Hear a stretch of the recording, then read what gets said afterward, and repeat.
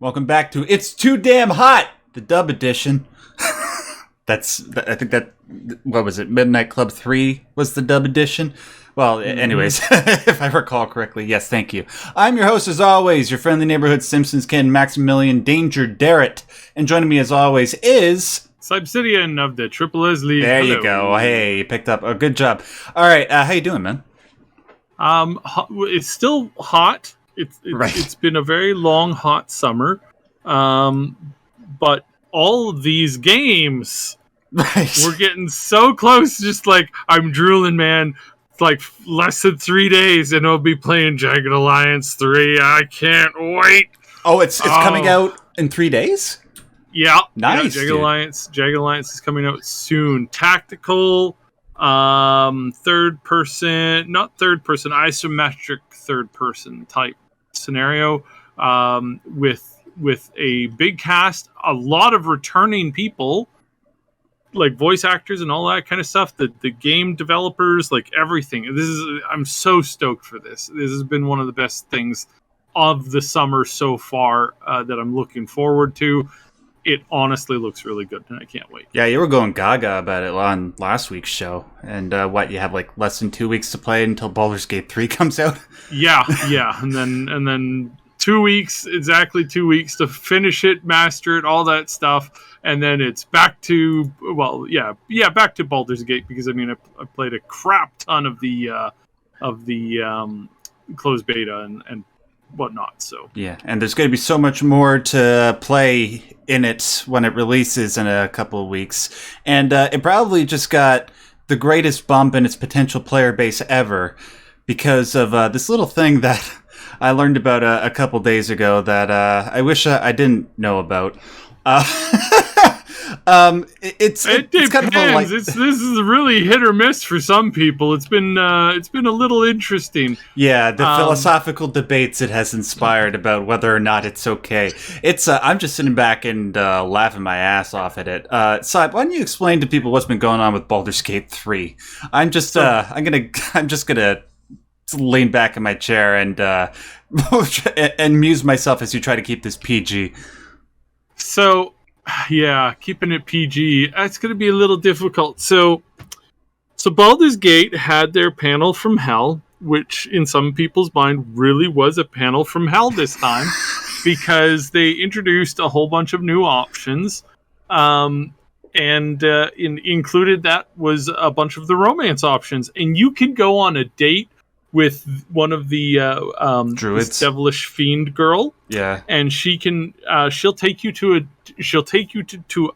a dinner place where you'll order food, and she'll sit there and she'll pretend that she doesn't really know you that well, even though you've been together for a little while now, and she starts to flirt with you. It's very adorable, so wholesome. Mm-hmm. The fact that this big demonic, looking girl, red skin, burning, like chest, like there's like a fire inside of her chest, not, burning chest in the other way, but like an actual fire burning inside of her because she's from the hells, and she's escaped, and she's trying to live a normal life, and she's trying to like have things and experiences that she didn't have when she was living the first time.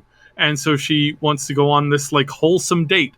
It's so adorable. It's so nice. And then they immediately followed that up with a druid scene, with this time with two guys who, the druid turns into a bear by accident. And then it was by accident?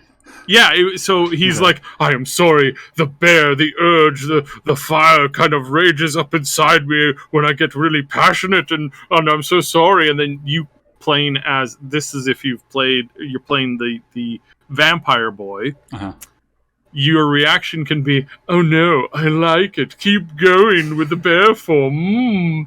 And then he turns back into a bear, and then you have a scene that makes a squirrel literally drop its jaw and then drop its nuts and like presumably pass out. It's hilarious. That squirrel, man. Oh man. Yeah. It just wrapped the whole thing together in a perfect package. Now some people are like, oh my goodness, what is this world coming to? And I would like everybody to just calm down for 2 seconds. Calm down for 2 seconds. This isn't It's not condoning it. This isn't condoning or like encouraging it. They let you kill people quite brutally. And one of the romances, minor spoiler alert, there is a romance option in the game in which you will eventually be sacrificed to a demon. Yeah. Your main character will be sacrificed to a demon. That's a potential outcome. They're not saying this is what we believe, but in the scope of giving you the widest possible range of characters and the ability to choose or to have whatever relationship you want, the door is just left completely open to every possible combination. And I was kind of annoyed because there were some people who were like, oh, they wouldn't do, where the sexy ladies and why aren't we seeing that? The sexy ladies were about 3.5 minutes before that scene in the panel from hell, where Shadowheart stripped down and they didn't show any like frontal, but you saw her like walking into a lake with basically her pure backside. And I know some people have criticized Shadowheart as that she doesn't look as pretty as she could. I think she looks gorgeous, and I think that smoky eye, like mystique kind of personality, it's like that's a thing for people. So I don't think this is like they're going like, hey, we're gonna double down on furries. Like, I don't think that's what it is. I think they're just literally offering an option that you as a player may choose or not if you're into it. And it is funny because me and one of our community members were talking, and he's like, just so long as it's not forced on me. I'm like, no. This isn't Dragon Age 2, where the dude puts his hand on puts his hand on your shoulder, and he's like, man, I'm just really, really sad sometimes because everybody I know has died, and your response is, haha, everybody died, you're dumb, and oh, that's okay, mate. Things will be better, and then immediately you get a sex scene. Like, that's how it works. Without warning at all. Like, this is very clear. Many choices you have to make to reaffirm and double down and all this kind of stuff. And then there's some like some people were upset about some of the character options. It's like it's a world in which magic and magic potions where you can like change yourself on a whim, pretty much. Like if you got the gold is available. This isn't something new. This has been in D&D for a really long time. And so I don't know why some people are really upset. They're like, oh, this is totally gone for me now because they went down this rabbit hole of furries. And it's like, no, they didn't. No, this is just an option. If you want a pure, like wholesome, sweet romance, there are multiple of those in the game. And whatever combination you want, because that's what we've been asking for RPGs for a long time. And I think that's perfectly fine. So that's my take on it. I can guarantee you the vast majority of people that are going to be doing this in the game are not doing it because they condone it. They're doing it for the lulz. Yeah, they literally have a squirrel drop its jaw and drop its nuts when he sees it happening. The whole point is that it's funny. It's making fun of it. It's not something that... It's not behavior you condone. Yeah. And I think, like, I have this friend. I've been cultivating some friendships in and around Larian Studios, and they said they were sitting around, and asked the question, what's the most preposterous thing we could put in for a romance that you guys have seen or heard in your own D&D tabletop experiences with other players? Mm-hmm. And people were like, well, this one time. And that's what they based it off of. Oh, okay. Presumably. And that they did it because everybody was on the floor laughing. And again, everybody was, during the showcase, they had a live audience. Josh Stryface was in the audience in person, which was super cool. But he was there, and everybody was just like, hands on their cheeks, like, oh my goodness, this is horrifying. And then they got banned from TikTok. Like, Larian Studios actually got banned off of TikTok. Is it because they actually showed some of the stuff that was in it? It's like Were there exposed body parts? Is what I'm trying to say. Like very briefly. Okay, well that's enough. Like if that Yeah. happens, then I get it. Like I get it, and I think obviously they just tripped a censor of some kind, which is fine because again, it's like they had a mature audience warning, and the game has a mature audience warning. The game also has a maturity option that you get at the beginning of the game, where it asks you very specifically. It's like, hey, do you want to see full frontal nudity? Because it's in the game. If you click yes, if you do not click yes to that, you won't see this stuff. Mm-hmm. So again, this can be played as a fairly safe, family friendly-ish, very gory game if that's what you're looking for. But the options are there, and again, people have just been asking for options, and now that we have options, everybody should just be thankful that we have options. If you want to make a team of all girls with big bobas and running around and smashing things, it's like that's you can do that. And somebody was asking, why can't we do that? It's like, you can. I literally have, that's my not my actual team, but that's a team that I could make like within like a snap of a finger. So it's like I find some of the concern to be completely unwarranted, and then for it to be a little bit blown out of the water. But this is a very hot topic on Twitter right now. So yeah, fun stuff. A very hot topic. Yeah. Yeah.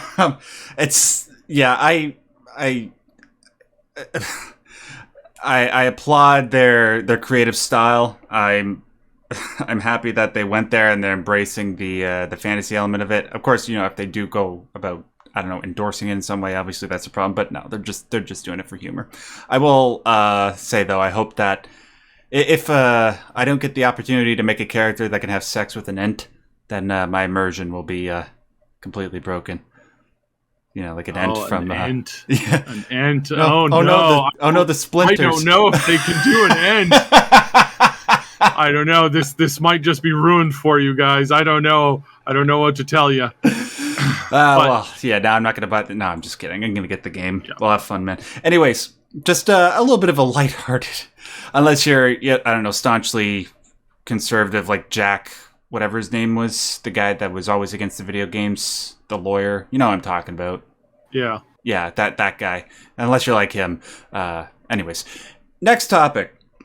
Something also kind of lighthearted. We've been covering the Twisted Metal TV series for a little bit now, Saib. I think it was formally announced like about a year ago. We knew like Anthony Mackie was going to be leading it. We knew Sweet Tooth was going to be in it. Those were the most important things. We knew there were going to be cars with guns mounted on them. That's what we cared about. Plus, we also had some hope because there are people that were involved with a couple of my favorite action comedies, Deadpool and Zombieland, that were involved in the making of it.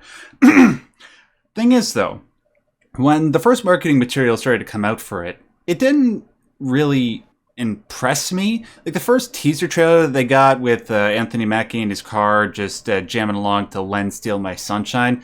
Okay, it's a teaser. You get the feel for what they're trying to go for, whatever. Then they showed that trailer where it was him and Sweet Tooth inside, I think, like a Las Vegas casino. And the humor in that scene, it was the one that I think they showed at the Summer Game Fest, if I'm not mistaken. It just seemed like they were trying too hard. Like, it wasn't bad, but it didn't hook me. You know what I mean? But then, I think it was it today that the new trailer came out for it? I watched that trailer, dude, and I gotta be honest, I was howling with laughter at a couple points. That part where he's in the car and he's driving through the abandoned mall and he's trying to figure out where the exit is. Did you see the trailer? Do you know what I'm talking about? Yeah. That whole thing where it's like, so if I'm here and the exit is, and there's just people. Oh man! And there's people just shooting at his car while he's trying to figure out where the hell he's supposed to go. Oh, that was just perfect. I watched that moment like 10 times and I just couldn't stop laughing. Anthony Mackie looks like he's just going to nail the show. He's going to carry the humor on his back. Even if everybody else sucks, he's going to do great. But aside from that, like everything else looks pretty decent. Like the action looks pretty good. Sweet Tooth, we get to see a little bit more of his crazy ass and the stuff that he's doing. Oh, I've never seen somebody chop off a head and catch it in such a beautiful way that you do. That was a good line. And then, just a general idea of what they're trying to go for. It doesn't seem, correct me if I'm wrong, Side, but I don't think they're going with like the original angle of the Twisted Metal games where it's like a contest where Calypso grants them one wish. Unless I'm mistaken. Maybe it's because they figured that would be too corny. But it doesn't matter. Like what it looks like they're setting up here is interesting. And I might actually have to subscribe to Peacock to check it out. I was that impressed by this trailer. Saib, what do you think about this trailer? Did it impress you? Did it not impress you? Does it make you want to watch the show more? Yes, a little bit more than the last one did. The last one was like, it's not that it was bad. It was that it was odd. Yeah. And that's something that it's like, you don't want to be odd, right? Like you don't want to have this sense of like, oh wow, that's kind of weird, right? Like, and it was a little bit like that, not too much because I didn't have the context of the characters properly. Yeah. Because and that kind of left me feeling a little like weirded out. It's so, you could probably feel like the moment that they showed was like, okay, if we had the episode before and after this moment, the moment probably was a lot funnier in context.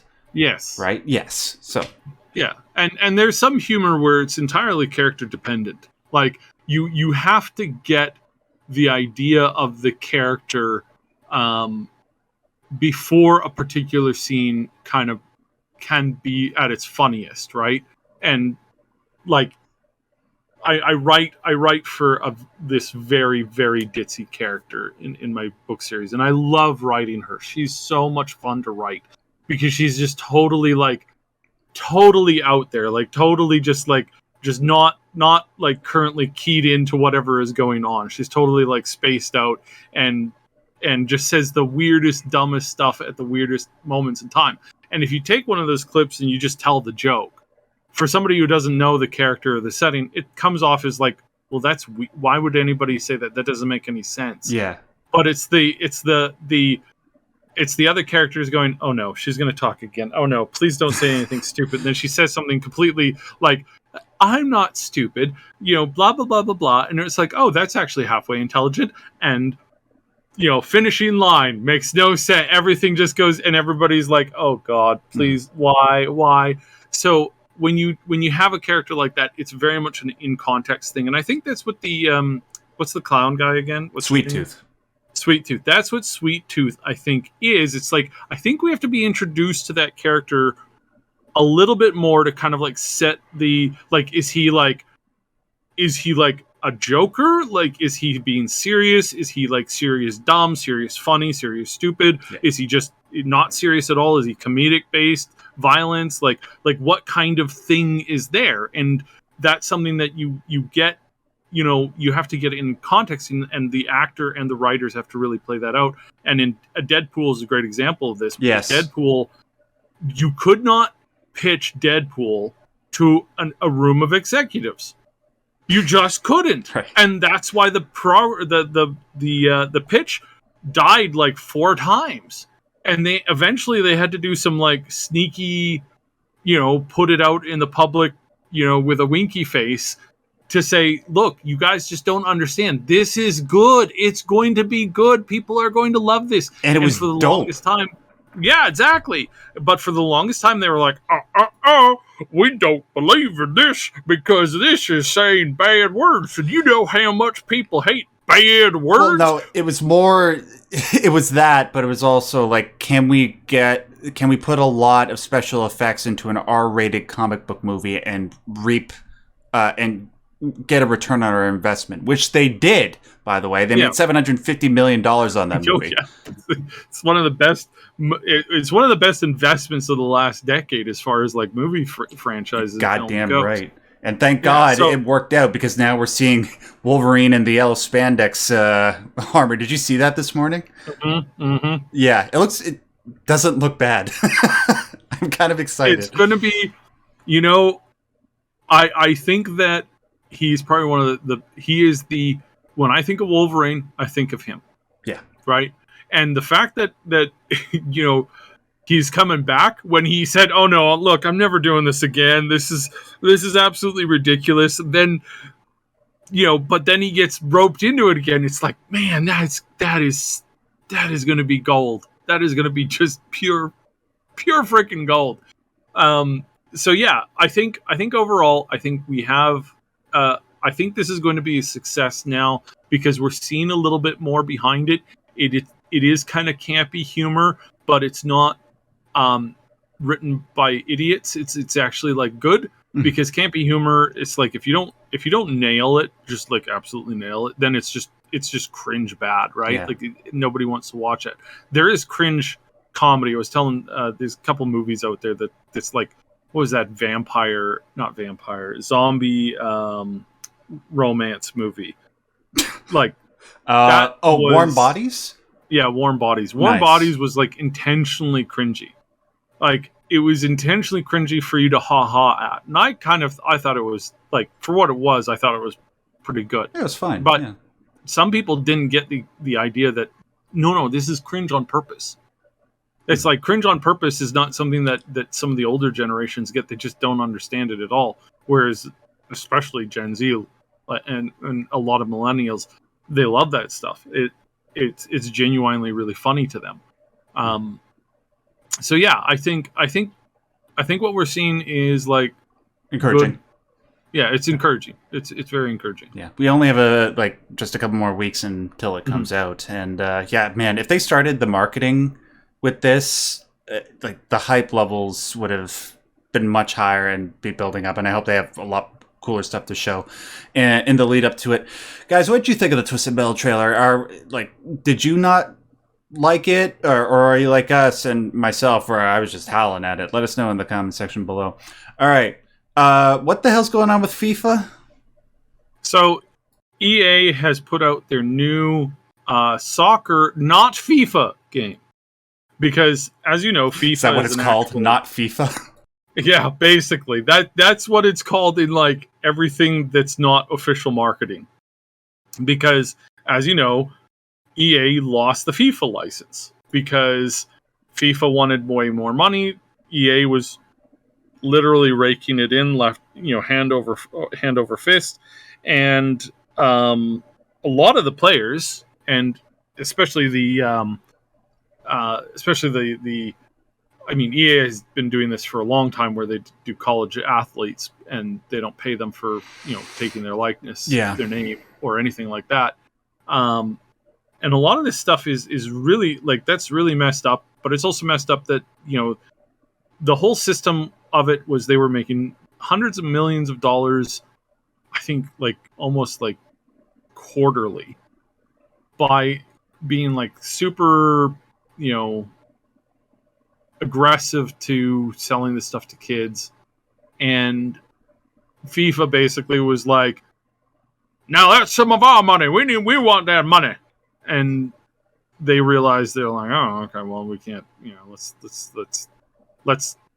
not give them money. So it's this thing where it's just like greed on top of greed on top of greed on top of greed, which is hilariously bad. I think, honestly, it's hilariously weird to just have this like greed on top of greed on top of greed on top of greed from these two mega companies. But yeah, so EA has launched this new thing. It's not FIFA. I don't know if they're going to have actual real players in it, and I guess we'll see if that actually matters. Well, it's still going to be pretty much the only available soccer game that's that people can play for right? now. For now, so least, yeah. On that basis, well, I don't know. See, the mind of the sports gamer is so foreign to me. Mm-hmm. Like, why people buy this stuff year after year? I suppose one of the major things is the fact that it's an updated roster. But when that goes away, how is that going to influence things? I don't know. Mm-hmm. It's a good question. I don't think either of us are equipped to be able to answer a question like that. But it's interesting. Just EA and FIFA continuing to be a monopolistic, greedy corporations. What else can you expect? Yeah, I don't have much to say about this, man. I'm not a sports guy. I don't know. Maybe anybody who's listening to this, are you into sports games at all? How do you feel about this? Do you play FIFA? If you do and you haven't tuned out from all the past episodes when we ripped on sports gamers, kudos to you. You have a very thick skin. I highly admire you. Yeah, I don't. Saib, do you have anything else to say about this? No, other than it's interesting. We're going to see with EA if Giants can die. Right. Well, yeah. And I think like that's why whenever I talk about EA for the past few years, it's always been, I wonder how quickly they're going to die. Now, it's been obviously a while, but they had things like this and some of their other big titles before, and that's slowly been being whittled away from them. Yeah. Just like, they're not going to have much left after this, so we'll see. I don't know how much, they can be saved by some of their, like, newer stuff. I don't know how much that's going to keep going, because again, when it comes to Giants, all it takes for them to like collapse under their own weight is for them to basically trip, right? Like that's all it's going to take. So yeah. I don't know how that's going to work out. We'll see. Yeah. They're going to exploit Respawn for everything that they're worth. I think. Yeah, I think it's been their only saving grace thus far. Yeah, and we have no idea. I of course am hopeful. I have a lot of friends at BioWare. We don't hope that they're going to lose, of course, but I have no confidence in anything that they say ever, because every single person at BioWare, when Anthem was coming out, said Anthem is going to be the greatest game you'll ever play. They said this like 2 weeks before the game came out. They knew what they had. They were playing it. And they were so delusional that was that. So we still, it's still not good. And I think just overall, like, yeah, I don't know how well they're going to maintain that going forward. I think hopefully they learn their lesson from after the whole Jedi Fallen Order thing, where it was like, oh yeah, nobody cares about single player games anymore. Jedi Fallen Order comes out. Oh yeah, single player games are the greatest thing ever. And I like to think that they learned their lesson. And you know why, Saib? Because they're giving us a Black Panther video game. Now, I think the last time that we talked about this was in July of last year. Like I looked at I did a Google search for when the Black Panther game rumors first started, and it was back in July when Jeff Grubb, I think, is Jeff Grubb with Video Games Chronicle or Giant Bomb, one of the two. He did his report saying, EA has a studio that's working under them that is currently working on a Black Panther open world game, and it took over a year. Well, not over a year, almost exactly a year, but it has finally been confirmed. It's still in very early development, so we're probably not going to be getting this game for another 3 years, but they did inform us that the people working on the game are Monolith Productions. And if that name sounds familiar, it's because they were the ones that worked on the Shadow of Mordor franchise. Both games were very well received. I unfortunately never played them. I wish I could go back and play them, but they were all pretty good. And on their team include veterans from games like Halo Infinite, God of War, and Call of Duty. So, Saib, it's confirmed. What do you think? I hope they do it right. Yeah. That is literally my always wish is when I hear about new projects, new stuff like this that's important to a lot of people, and Black Panther is important to a lot of people. And it's also a chance, yet again, which I think has been dropped, the last 8 times it's been tried, for hero-based games to stick the landing. Yeah. Everything that has come out has either been received very poorly or has just been absolute garbage. Yes. Just peddled to us by a bunch of people who don't know what they're doing at all. There's the Arkham games, right? Mhm. Those were all good. And then, Well, they were good up until the last couple of them, and then they failed all miserably. Right. And then there's like 3 or 4 Spider-Man games out of like 20 that weren't very good. 3 or 4 that were really, really good. And then there was the Incredible Hulk Ultimate Destruction, which was pretty good, but that's about it. I can't think of any other good ones. Yeah, I mean, I guess it was sort of mixed for the Guardians of the Galaxy Oh, game. yes, that one was really good, from what I understand. But again, it was, even though I think that it was, I literally do, I do believe that it was a good game. It was not, unfortunately, received at the level that maybe it should have for being as good of it as it was, probably because that came out shortly after the Marvel Avengers came out, which was, I mean, travesty. hot garbage. I think that was the generalized reception of that game. I think that's like, a scientific term, yeah. Yeah, that was the scientific term. Yeah, so that was that. Yeah, it's, well, hopefully, because Insomniac is sort of setting the quality standard right now, that, who knows, because Marvel movies have sort of been dipping in quality over the last 3 or 4 years, maybe the Marvel license can find a resurgence in video games. Spider-Man 2 is looking pretty damn good. We're all expecting Wolverine to be pretty good because Insomniac, in my mind, and a lot of people's minds, can't do any wrong. And then Black Panther, they'll have a few good games for them to model some quality off of. Give it that good old, like, I would be fine, honestly, with... No, I'm not going to say that. I was going to say Ubisoft open world formula, but no. It would need to be more than that. And hey, if it's the Shadow of Mordor people working on a Black Panther game, I think it could turn out pretty damn good. And then who knows, maybe we can get, like, who else would we like to see? Hopefully we can get that damn system. Oh crap! What's it called? The system where they make Nemesis system. The Nemesis system. Yes, that'd be cool. Hopefully they do something with that, because they took this system, which was, I do not believe at all in any way, shape, or form that should have been put as what they patented the way that they did. I think that is like not pure evil, but it's pretty close to pure evil. Yeah.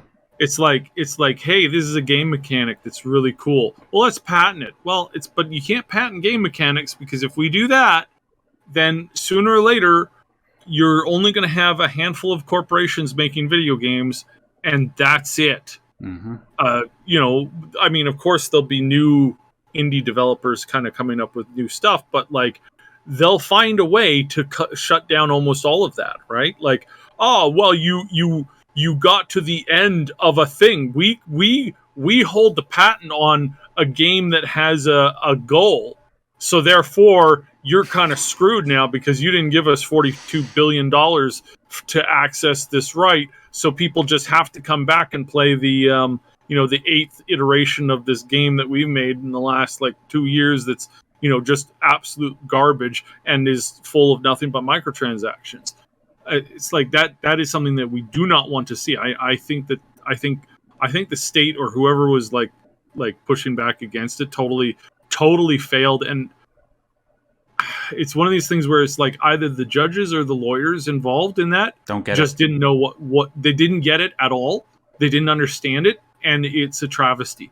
Like, really, really peeves me off. Thankfully, yeah. Thankfully, it hasn't happened too much. Like, the only other example I can think of off the top of my head where this has happened was with Eternal Darkness, where they patented the sanity system in that game, which is literally one of the most genius things I've ever witnessed in a video game. And that was all the way back in 2004, and we haven't seen it in any game since. But that doesn't mean that it can't happen. It could easily happen. Like, look at where we are right now with a gaming landscape littered with loot boxes and microtransactions and people trying to turn everything into an NFT thing. Just be hyper vigilant, guys. Don't let this sort of thing happen. But yeah, given the way that it is right now, if they have the Nemesis system, might as well implement it. Black Panther would be a good use of that. All right. Now, speaking of, I don't know, like just people not understanding the way video games should be handled.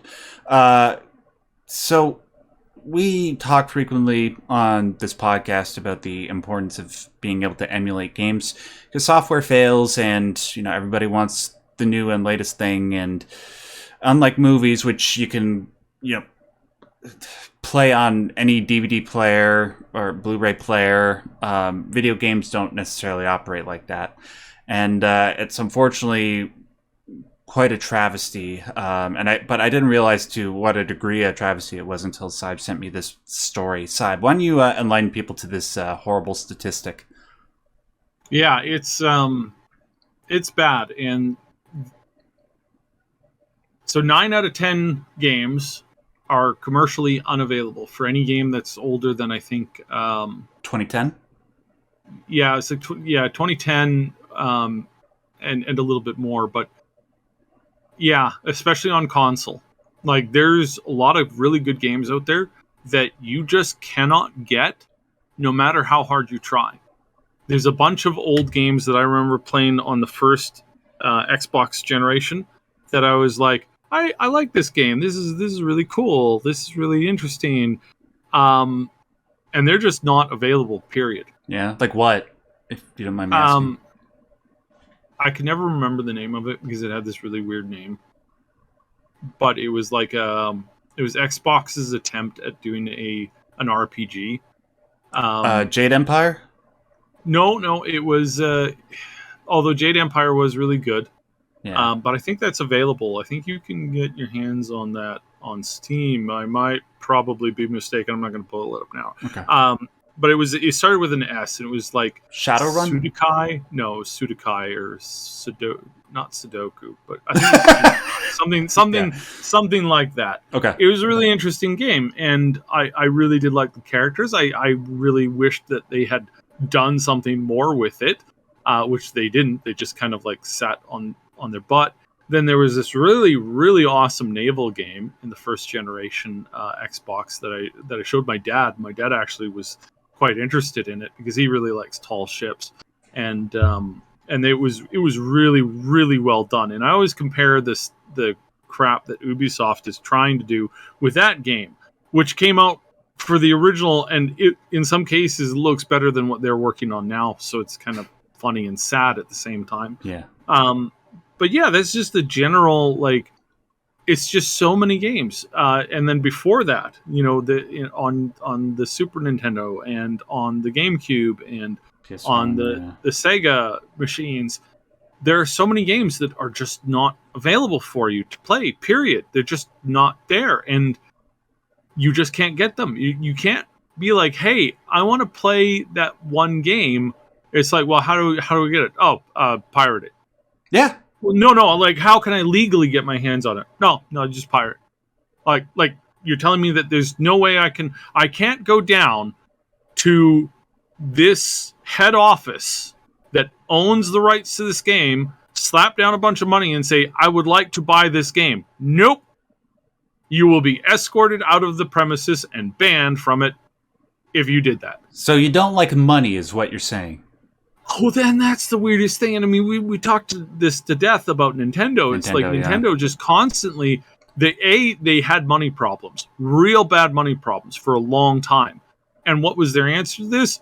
Find some new way to make more money whilst not touching any of our previous products that people are literally lined up at the door for. And hey, can you get security to go down and just shoo them off again? Because every time I come into the office, we're desperately trying to find a way to save money, to make money, to make a new product, and I have to fight through these throngs of people who are holding giant wads of cash at me going, please, sir, please, I really want to play this game.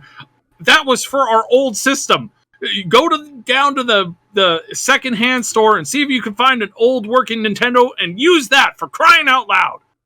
That was the stupidity of what Nintendo did. But it's not just Nintendo, as again, we've stated numerous times. There are so many different companies who constantly shoot themselves in the foot intentionally, going, you will like this or else. You will like this or else. You will like this or else. You will like this or else. And it's like, why are you guys blind to this? It's so bizarre and really, really just like ludicrously stupid. Yeah. So this is not just a problem for that, but thankfully there are people who are trying to save this. And this includes one of my favorite deep divers in the video game universe, which is Danny O'Dwyer. Mm-hmm. Danny O'Dwyer is stepping in along, again, just one of the many people that are. There's several gaming museums that are trying to do stuff, that are accessing stuff. There's currently a handful of legal fights to create online historical libraries where you can play any game on any system through kind of like an emulator through the internet. Now, that sounds like somebody saying, you mean like just Netflix, but for video games? Well, yes and no. It's not like you wouldn't. There are rules on it, and that's why it's in a legal fight, and I won't get into it. Right. So I could talk about that for 3 hours, and I was just about to. So let's not do that. But let's focus on Danny O'Dwyer and a bunch of other people who are going out of their way to secure things like in Danny O'Dwyer's case, he rescued tapes full of old gaming data from that were like going to go to a landfill. And he saved them from going there because, again, he's interested in preserving the idea and the concept of video games as they were and as they are. And I think that this is a very notable thing to combine with this other story where it's like, yeah, like a lot of games, upwards of like in the high 80% of games, once they're gone from the console generation, they're just gone. They're inaccessible. And some of them, there's some DOS games that are currently basically unplayable because they timed their the time that how you play the game. It was all based off of the way that the CPU runs. Well, CPUs today are, several million times faster than the old games. So when you have a clock based on the old CPU time and you try and plug it into a current day CPU, well, you unless you're the Flash or what was the Silver? Quicksilver. Unless you're Quicksilver or the Flash, good luck with that. It's not going to work for you. So, yeah, this is cool. This is important.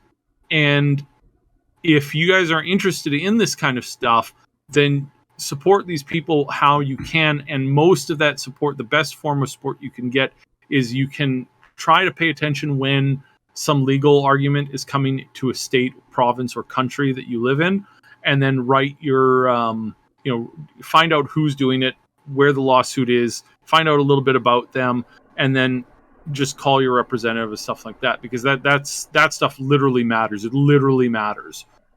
There was a political thing that happened in one of our towns recently, and it was like, how many people made a decision on this weird law being passed?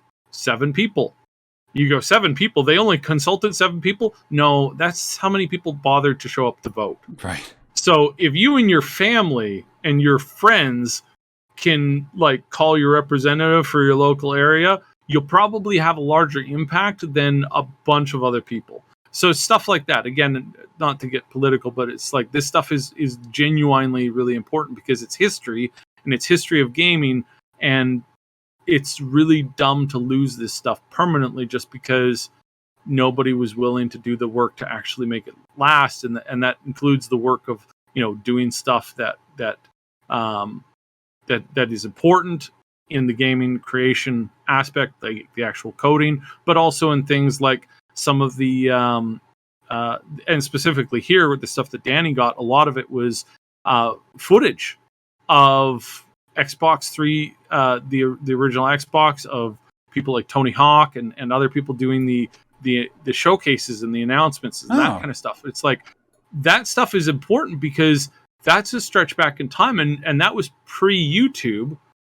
So a lot of those a lot of that film, a lot of that stuff, a lot of the behind the scenes stuff, that's gone forever. And again, it's not just the games and the programming, it's the universe around that kind of stuff. So there are people like Danny, and then there's the gaming museums that are trying to preserve this stuff because it's a really important part of our story and our history. And hey, if we end up living in a simulation universe, this is like really important for that history because, you know, simulation in video games.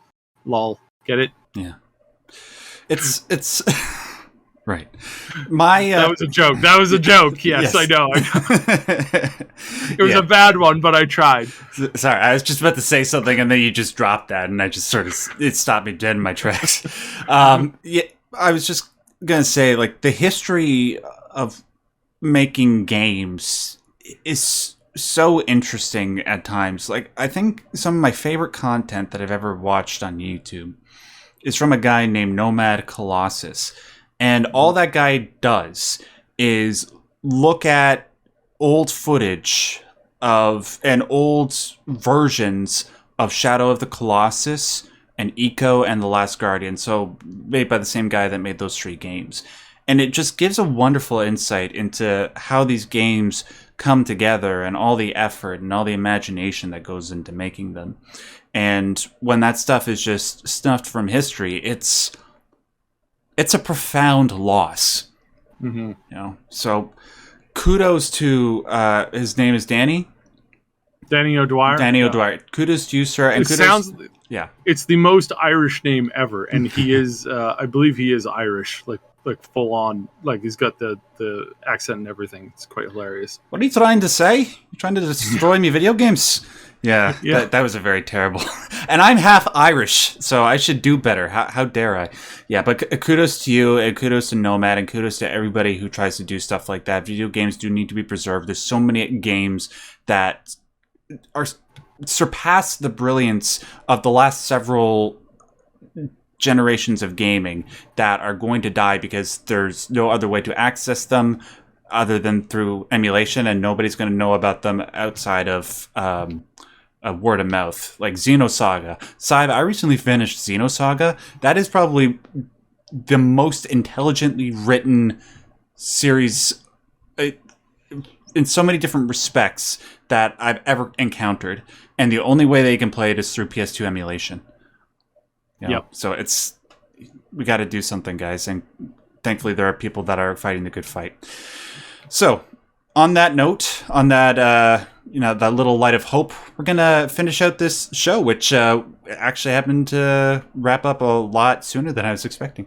Guys, thank you so much for tuning in and listening to the entire Maximum News show. Make sure you give this video a like, because when you do that, it tells the YouTube algorithm that not only this video, but all the other videos on the Triple S podcast channel are worth watching. I want to thank Syb, as always, for doing the show with me and providing his wonderful insight. Syb, do you want to tell people about the main Triple S League channel before we sign off for the night?